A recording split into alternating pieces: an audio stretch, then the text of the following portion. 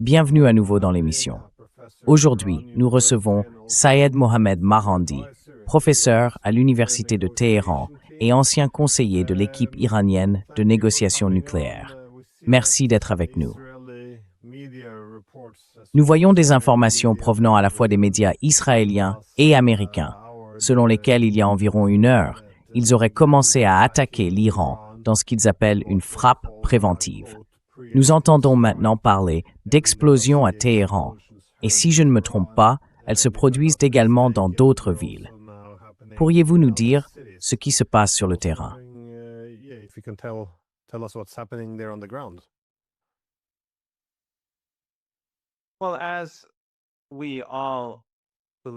Eh bien, comme nous le savons tous, les États-Unis et le régime israélien sont complètement malhonnêtes et trompeurs, et nous l'avons déjà constaté un nombre infini de fois auparavant.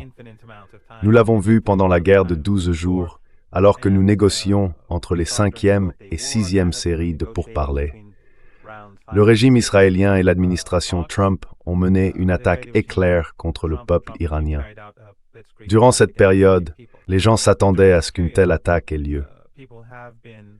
Les Iraniens, bien sûr, ont négocié, comme vous et moi en avons déjà discuté, à la fois pour voir si une solution était possible, mais aussi afin que la communauté internationale et leur propre peuple se sentent en sécurité et comprennent très clairement que ce n'est pas le camp iranien qui cherche la mort, la destruction et le meurtre.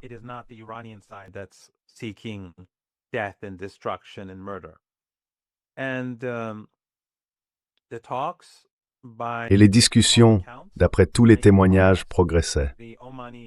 Le ministre omanais des Affaires étrangères a accordé une interview aux États-Unis et a parlé d'optimisme et de progrès, mais la classe dirigeante était mécontente. Elle ne cherche pas la paix entre l'Iran et les États-Unis, ni la paix dans notre région. Comme l'a dit aujourd'hui l'ambassadeur américain, je ne peux pas dire qu'il l'a admis, mais il l'a pratiquement déclaré ouvertement, et personne ne l'a condamné ni sanctionné au sein du gouvernement américain, que si le régime israélien s'emparait de toute la région, cela conviendrait aux États-Unis.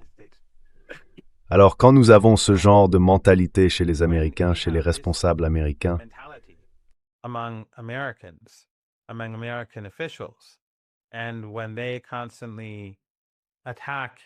et lorsqu'ils attaquent constamment tout en négociant, les Iraniens n'ont d'autre choix que de riposter, et de riposter très très durement. Maintenant, je ne sais pas, à l'instant même où nous parlons, quel rôle les États-Unis jouent dans cette attaque, si leurs propres missiles sont utilisés ou si leurs propres avions sont engagés. Mais sans aucun doute, la riposte iranienne contre le régime israélien sera très sévère. Des personnes ont été tuées aujourd'hui à Téhéran et dans d'autres villes. C'est une guerre non provoquée. Mais les Iraniens, comme nous l'avons vu lorsqu'ils étaient bien moins préparés il y a 8 mois, ont riposté. Et finalement, c'est le régime de Netanyahou qui a accepté un cessez-le-feu.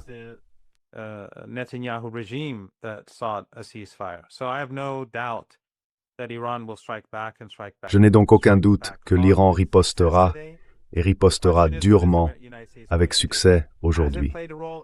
La question est, que vont faire les États-Unis? Ont-ils joué un rôle? Je ne le sais pas encore. En joueront-ils un? Parce que toi et moi savons bien que les Américains ont apparemment été aperçus, puisqu'ils n'ont aucune excuse pour mener cette guerre non provoquée, en train d'essayer de trouver un scénario dans lequel les Israéliens attaqueraient, ce qui leur donnerait une excuse pour attaquer à leur tour. Maintenant, quelle excuse cela leur donnerait-il? Je n'en ai aucune idée, car ce serait une agression. Et participer à une agression ne renforce pas la logique de la guerre, ni celle d'une guerre juste. Cela ne fait que créer une justification à la guerre.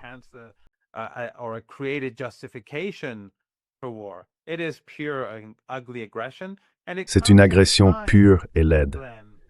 Et cela arrive à un moment, Glenn, où nous voyons qu'aux États-Unis, pour la première fois, le régime israélien suscite moins de sympathie parmi les Américains que les Palestiniens. Je pense que c'est significatif. Le régime voit que le temps ne joue pas en sa faveur. Il voit que le monde s'est retourné contre lui. Et même le peuple américain, qui est le plus soumis à la propagande au monde, commence à voir au travers de cette propagande.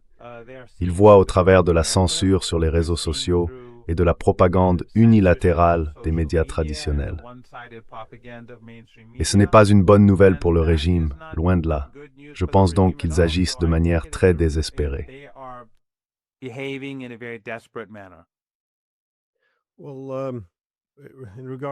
Eh bien, concernant le fait que les États-Unis n'aient pas de bonnes raisons, Politico a récemment publié un article où il était expliqué que selon de nombreuses personnes à Washington, il valait mieux qu'Israël attaque l'Iran en premier. De cette façon, lorsque l'Iran riposterait, les États-Unis auraient un prétexte pour entrer en guerre sous couvert de défendre Israël, plutôt que d'être perçus comme les agresseurs. Mais cela soulève une question. Comment, selon vous? Je sais que vous ne faites pas partie du gouvernement iranien. L'Iran va-t-il riposter dans ce cas? Va-t-il frapper Israël, puis attendre d'être à nouveau attaqué par les États-Unis? Ou pensez-vous que le gouvernement iranien ne considérera pas Israël et les États-Unis comme deux acteurs distincts dans cette guerre?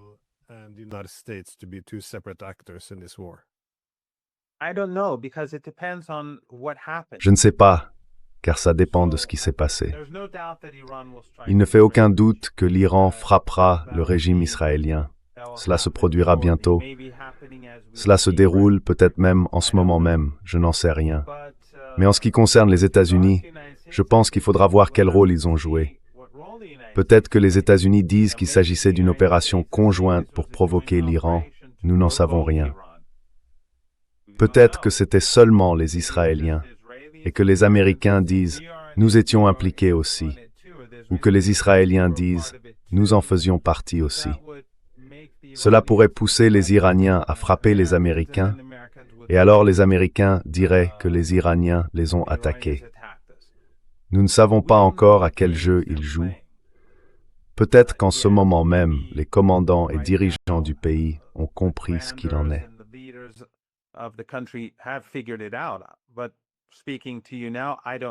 Mais en vous parlant maintenant, je ne sais pas. Ce qui est certain, c'est que l'Iran punira le régime israélien. Ce qui n'est pas clair, c'est le rôle que les États-Unis ont joué jusqu'à présent. Peut-être qu'ils ont joué un rôle, ou peut-être qu'ils prétendent l'avoir fait pour provoquer l'Iran. Ce n'est pas clair. Mais ce qui est clair, c'est que les États-Unis, les éléments sionistes qui en contrôlent une grande partie, veulent s'impliquer dans cette affaire. Nous devons donc être très prudents quant à ce qu'ils entendent lorsqu'ils disent qu'il s'agissait d'une opération conjointe. Il se peut qu'il s'agisse en réalité d'une opération du régime israélien, mais que les Américains veuillent tromper l'Iran afin qu'il frappe des cibles américaines. Rien n'est clair pour le moment, mais je pense que dans les prochaines heures, les choses deviendront beaucoup plus claires.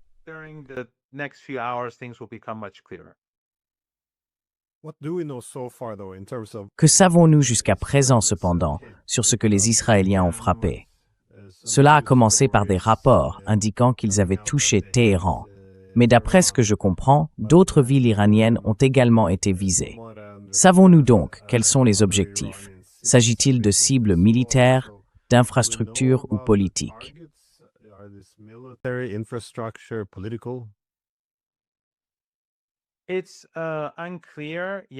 Ce n'est toujours pas clair pour moi, parce que je suis ici avec toi et que je ne suis pas vraiment l'actualité de près.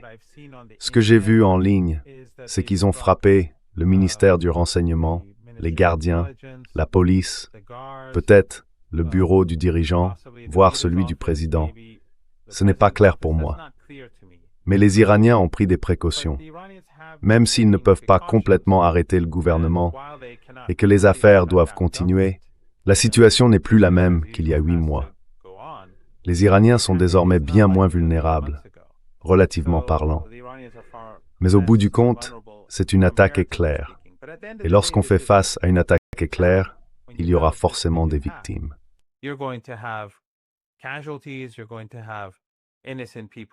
Des personnes innocentes vont être assassinées. Des responsables gouvernementaux vont être assassinés. Mais je ne pense pas que cela va bien se passer pour le régime israélien. ce sera pire pour eux que la guerre de 12 jours. La grande question, bien sûr, est de savoir ce que les États-Unis vont faire. L'Iran est prêt pour une guerre avec les États-Unis, et nous en avons déjà parlé. Mais s'il y a une guerre avec les États-Unis, cela fera s'effondrer l'économie mondiale.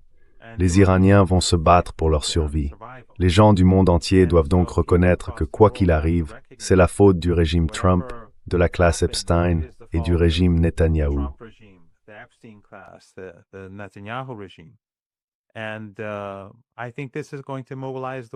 Et je pense que cela va mobiliser davantage le monde contre les États-Unis et le régime israélien. Les États-Unis sont un régime voyou. Ils étranglent le peuple cubain à l'heure où nous parlons. Et les médias américains gardent le silence à ce sujet parce qu'ils sont tous capturés. Ils appartiennent à la classe Epstein. Nous voyons que le peuple du Venezuela est contraint de mettre en œuvre des politiques dictées par Washington. Nous voyons que l'ambassadeur américain dit en substance qu'Israël peut prendre ce qu'il veut dans la région. Et il n'est pas réprimandé, il n'est pas démis de ses fonctions. Ses propos ne sont pas rejetés par Washington. Pourquoi? Parce que c'est une politique officieuse. Ce n'est pas une politique officielle, mais c'est une politique officieuse.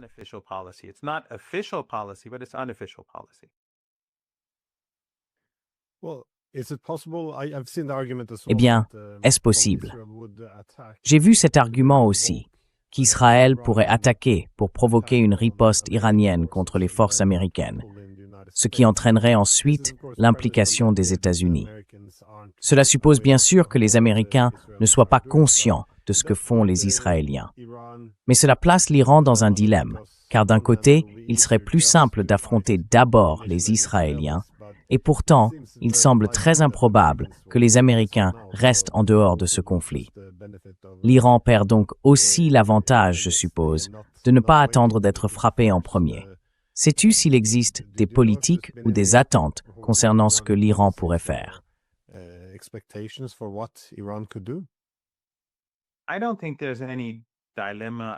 Je ne pense pas qu'il y ait le moindre dilemme. Le régime israélien a attaqué et nous le punirons.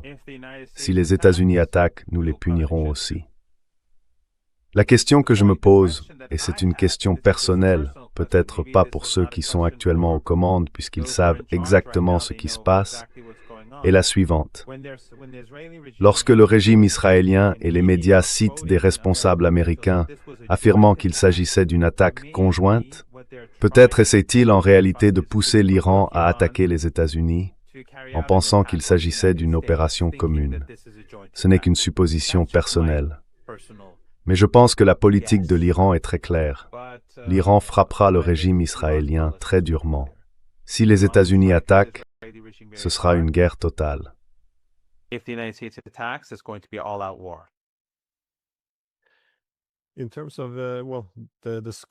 En termes d'ampleur, penses-tu, étant donné que les missiles ne sont pas, disons, particulièrement lents, que les Israéliens et les Américains pourraient essayer de présenter cela comme une attaque limitée?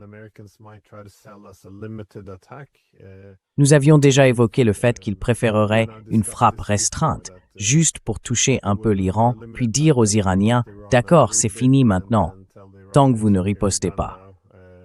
Penses-tu que c'est ce qu'ils cherchent à faire ici, sachant que les États-Unis et Israël n'ont pas engagé immédiatement toutes leurs forces dans une attaque massive? Et si c'est le cas, comment t'attends-tu à ce que l'Iran réagisse? Penses-tu qu'il y ait une volonté d'accepter cette attaque limitée?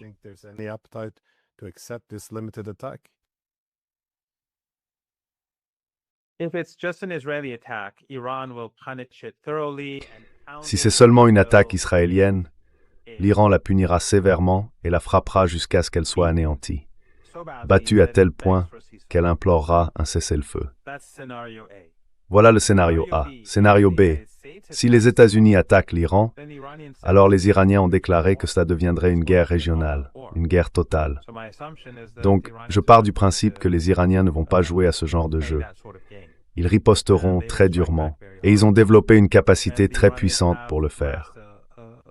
Rappelez-vous, ce serait une guerre pour la survie de l'Iran. Si les États-Unis attaquent, ce sera une guerre pour la survie de l'Iran. Pour les États-Unis, ce serait une guerre de choix pour aider les monstres génocidaires de Tel Aviv, pour soutenir le suprémacisme ethnique, pour favoriser l'expansionnisme israélien.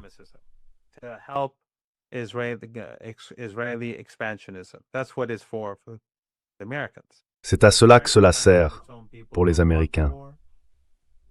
Malgré le fait que leur propre population ne veuille pas de la guerre, et malgré le fait que leurs concitoyens en viennent de plus en plus à mépriser le régime israélien. Mais pour l'Iran, ce sera une guerre de survie, donc il ripostera violemment. Mais encore une fois, nous parlons de scénario, et peut-être qu'au moment où nous parlons, tout cela est en train de se dérouler. Je ne sais pas. Jusqu'à présent, au moment où nous parlons, la frappe vient d'Israël. Ils affirment qu'il s'agit d'une frappe conjointe, mais il semble qu'elle provienne d'Israël. L'Iran répondra donc à Israël. Si c'est effectivement une attaque conjointe, alors l'Iran répondra aux États-Unis, et nous aurons une guerre régionale. Mais il se peut que ce soit une attaque israélienne, et que les Américains veuillent la présenter comme américaine, afin de provoquer l'Iran.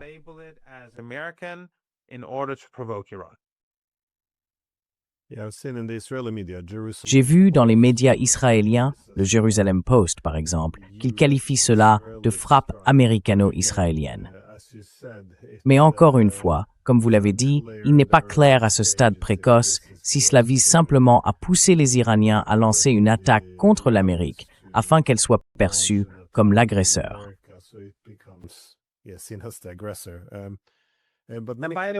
Au fait, Glenn, après l'émission, rappelle-moi de te donner quelques numéros de téléphone, au cas où quelque chose se passerait dans les jours à venir, pour que tu aies des personnes à contacter. Je vais le faire. Eh bien, de nombreux pays ont annoncé hier qu'ils devaient évacuer immédiatement d'Iran et d'Israël.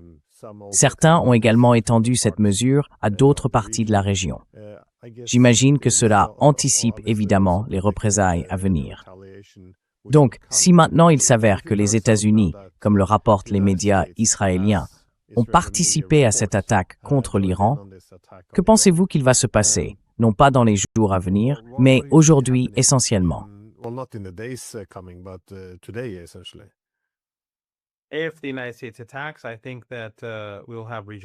Si les États-Unis attaquent, je pense que nous aurons une guerre régionale. Si j'étais dans la région du Golfe Persique, je partirais immédiatement, si c'est encore possible. Je ne pense pas qu'il soit judicieux pour quiconque de rester, ni même pour les Occidentaux de rester en Irak. Je pense qu'ils devraient tous partir. Si les États-Unis attaquent, je pense que l'Iran fermera l'accès au pétrole et au gaz du Golfe Persique. L'Iran frappera des cibles américaines et tout ce qui est lié aux intérêts des États-Unis. En d'autres termes, c'est une position très large pour l'Iran. Cela peut vouloir dire beaucoup de choses. Je suppose que ça dépendra aussi du ciblage américain. En supposant que les États-Unis attaquent l'Iran, le type de cible que l'Iran choisira dépendra du ciblage américain. Je ne sais pas ces choses-là. Mais ce que je sais, c'est que si nous avons une guerre totale, si les États-Unis attaquent l'Iran, ce sera une guerre totale.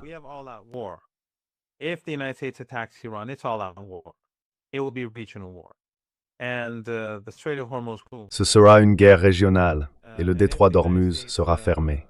Si les États-Unis attaquent, l'Iran fera tout ce qu'il faut pour survivre à cette guerre. Tous ces pays de la région du Golfe Persique qui accueillent des bases américaines, ils sont tous complices. Dans le Caucase, ils sont complices de cette guerre aussi. Ils en faisaient partie.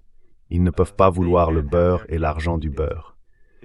Le régime jordanien, c'est assez stupéfiant que tous ces pays de la région, alors même que l'ambassadeur des États-Unis affirme que Washington accepte que le régime israélien prenne la Jordanie, la Syrie, ainsi que des parties de l'Arabie saoudite et de l'Égypte, continue d'être aussi complice avec les États-Unis. Et bien sûr, la Turquie continue de transporter du pétrole de Bakou vers Netanyahou.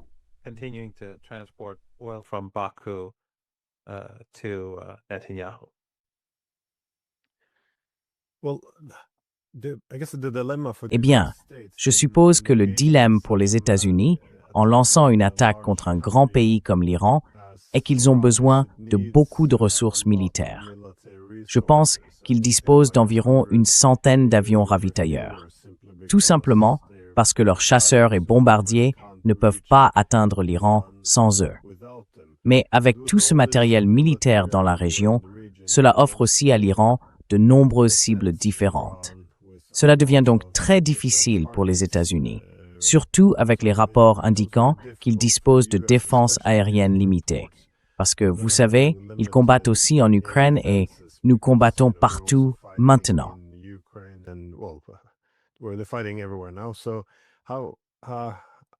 Alors, comment voyez-vous les priorités de l'Iran?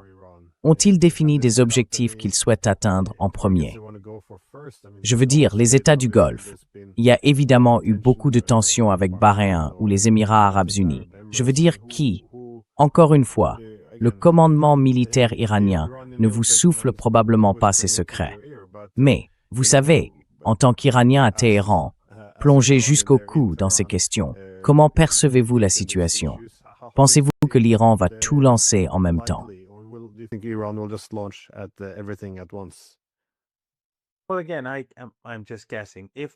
Eh bien, encore une fois, je ne fais que deviner. Si ce sont uniquement les Israéliens, alors l'Iran se concentrera sur le fait d'écraser le régime.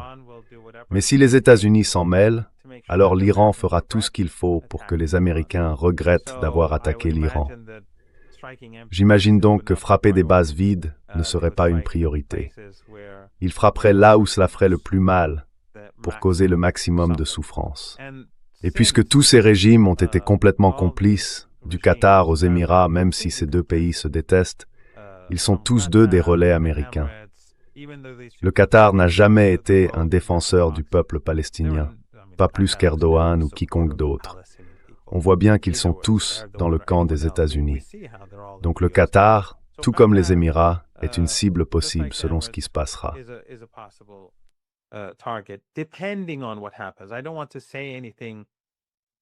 Je ne veux rien dire parce que je ne sais pas ce qui se passe.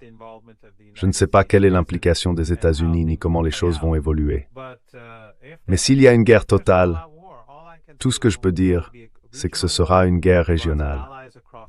Les alliés de l'Iran dans toute la région, puissants et nombreux, s'engageront.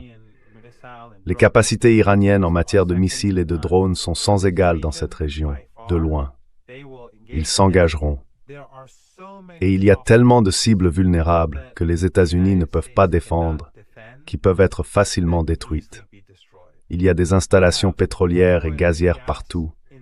Il y a des pétroliers et des navires partout. Et chacun de ceux qui seraient détruits, bloquant le détroit d'Ormuz, ce serait déjà une chose.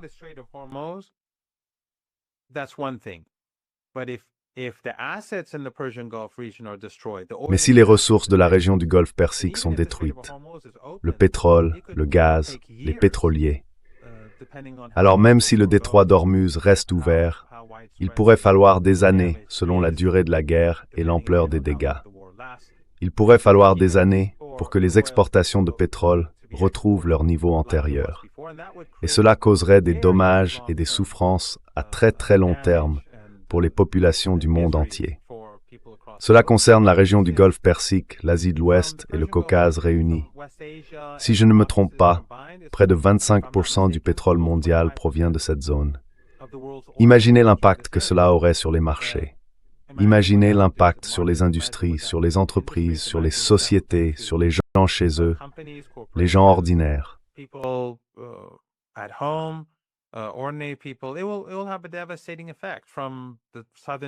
Cela aura un effet dévastateur, de la pointe sud des Amériques à la pointe sud de l'Afrique, jusqu'à, vous savez, partout, jusqu'à la Nouvelle-Zélande.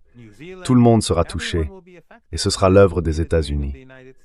Mais tant qu'il ne m'est pas clair quel rôle les États-Unis jouent réellement, je ne peux pas en dire beaucoup plus. Parce que, encore une fois, l'affirmation selon laquelle il s'agirait d'une opération conjointe me paraît très satanique. Il me semble, et je peux me tromper, que le régime israélien mène cette attaque et qu'ils disent que c'est une opération conjointe pour que les Iraniens frappent ou visent quelque chose d'américain et que les Américains puissent alors dire « Oh, ils ont frappé notre cible, donc nous faisons maintenant partie de cette guerre ». C'est essentiellement ce que je pense qui se passe. Mais vous savez, il faut garder cela à l'esprit, Glenn. Encore une fois, le ministre omanais des Affaires étrangères s'est rendu aux États-Unis et s'est montré optimiste quant aux négociations, expliquant au monde entier ce qui se passait et les progrès réalisés. Et pourtant, malgré cela, tout comme pendant la guerre de 12 jours, les États-Unis, dans leur soutien, ont donné le feu vert. Cette partie est évidente, mais c'est le régime israélien qui a mené cette attaque éclair.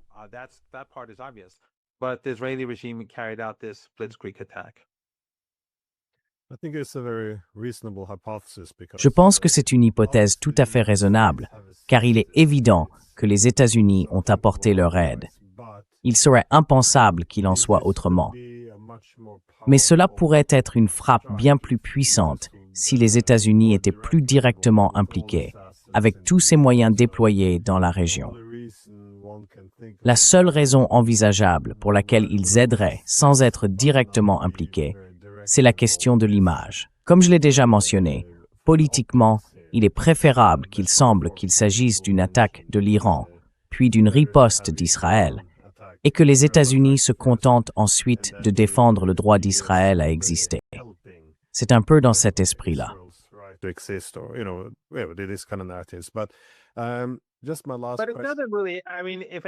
Juste ma dernière question. Si quelqu'un est sain d'esprit, raisonnable et logique, cela ne renforce pas l'argument. Cela n'a aucun sens de dire « D'accord, si le régime israélien, nous n'avons pas de justification pour la guerre, donc si le régime israélien attaque et que nous attaquons ensuite, cela nous donnera une justification. » Ce n'est pas le cas. En réalité, c'est l'inverse, car dans un monde rationnel, l'agresseur serait condamné et marginalisé. Mais ils veulent participer en disant que c'est leur justification. C'est exactement le contraire. Mais c'est ainsi que fonctionne la logique pour la classe Epstein.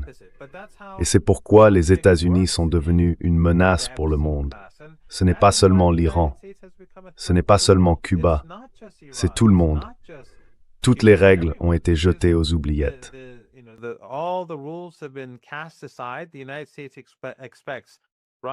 Les États-Unis s'attendent à ce que la Russie, la Chine, l'Iran, les BRICS, tout le monde à travers le monde, respecte les règles, alors qu'ils se placent désormais ouvertement et explicitement au-dessus des lois. Et c'est pourquoi les gouvernements et les citoyens ordinaires, du sommet à la base, ont un rôle à jouer. Les gens doivent protester, boycotter tout ce qui est américain, marchés, supermarchés, tout. Et les gouvernements doivent chercher des solutions qui marginalisent les États-Unis. L'Iran jouera son rôle. Si les États-Unis attaquent, l'Iran ripostera violemment. Ce sera sanglant, brutal, douloureux. Des gens comme moi ne survivront peut-être pas. Mais c'est la seule chose que nous puissions faire. Les États-Unis doivent être contraints de reculer. Sinon, si les États-Unis réussissent, rien n'arrêtera cette folie.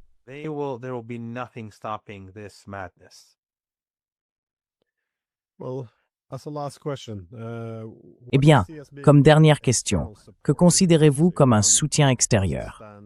Parce que l'Iran n'est pas isolé non plus.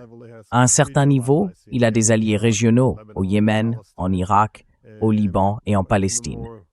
À une échelle plus globale, il bénéficie aussi, je suppose, d'un soutien au moins indirect des grandes puissances, la Chine, la Russie, en matière de renseignement, peut-être de ciblage, d'armement, de défense aérienne, ce genre de choses. À quoi vous attendez-vous, compte tenu de la manière dont cette guerre commence?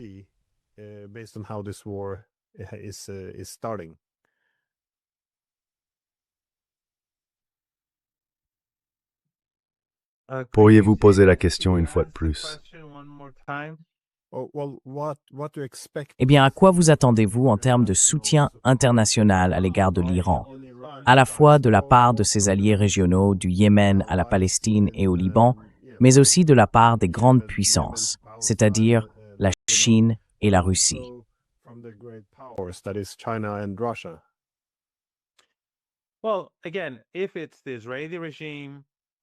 Eh bien, encore une fois, si c'est le régime israélien, je pense que pour l'Iran, les repousser, les punir et les mettre à genoux peut se faire sans aucune intervention extérieure. C'est ma compréhension personnelle. Mais si les États-Unis s'en mêlent, alors tous les alliés de l'Iran seront en guerre. Ce sera une guerre régionale. Ce ne sera pas une simple attaque au RPG quelque part. Non, ce sera une guerre totale. Du Yémen, qui s'y prépare depuis un moment, à l'Irak, les alliés de l'Iran se préparent et ainsi de suite. Ce sera donc quelque chose de très important, quelque chose que les États-Unis ne pourront pas gérer, car il y aura tout simplement trop de monde impliqué. L'Irak est un pays immense. Le Yémen est un pays immense.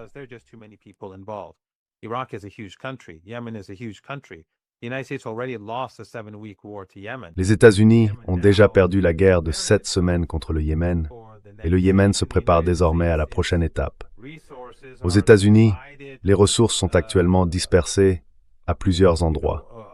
Il y a l'Iran, la résistance en Irak, le Yémen et d'autres au sein de l'axe de la résistance.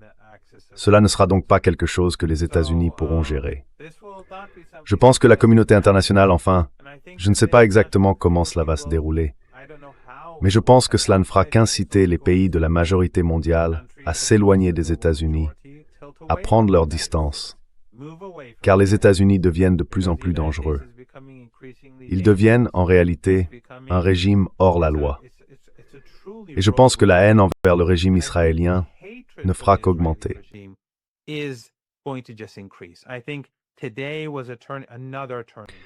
Je pense qu'aujourd'hui a marqué un nouveau tournant, un moment où les gens du monde entier voient à nouveau ce régime hors la loi tenter de massacrer des populations, de détruire les efforts visant à instaurer la paix et la stabilité, car telle est la nature de ce régime.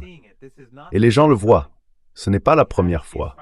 Ils avaient un cessez-le-feu au Liban, et chaque jour ils assassinent des citoyens libanais.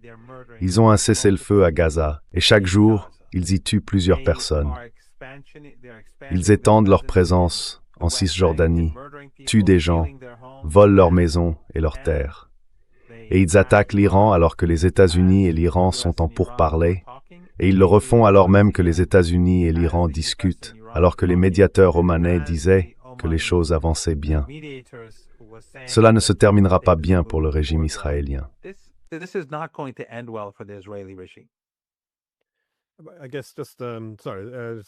Je suppose, désolé, juste une toute dernière question très courte. On voit souvent des pays vouloir agir dans la zone grise, c'est-à-dire qu'ils ne veulent ni attaquer ni ne pas attaquer. Par exemple, que signifie l'implication des États-Unis, ainsi que celle des États du Golfe? Car une fois que l'Iran commencera à riposter contre Israël, il semble très prévisible que les États-Unis aideront à intercepter tout ce que l'Iran lancera en retour. Et dans la manière dont ils aideront, cela signifie qu'ils utiliseront également l'espace aérien des États du Golfe pour le faire. En d'autres termes, ils participent directement ou indirectement selon la façon dont on veut le définir. Mais comment pensez-vous que l'Iran percevra ce type d'implication? Car cela revient à agir dans cet espace gris qui permet de présenter l'Iran, quoi qu'il fasse, comme étant soit agressif, soit faible.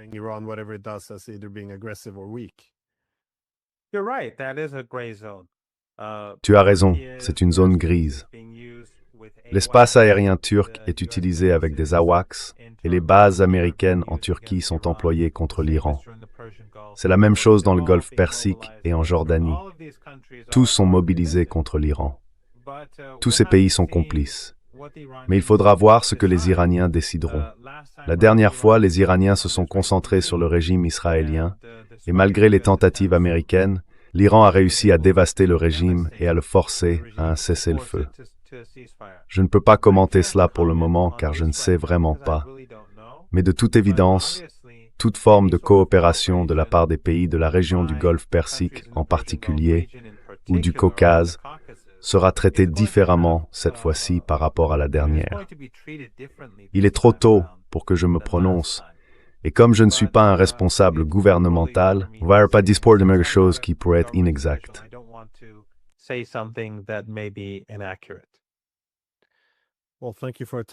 Eh bien, merci d'avoir pris le temps. Je sais que la situation est assez chaotique et stressante là-bas à Téhéran ce matin.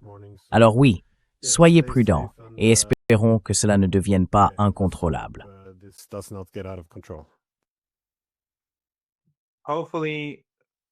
Espérons que le régime israélien sera vaincu. Mais plus important encore, les gens du monde entier doivent commencer à agir au lieu de rester passifs. Ils doivent être beaucoup plus actifs.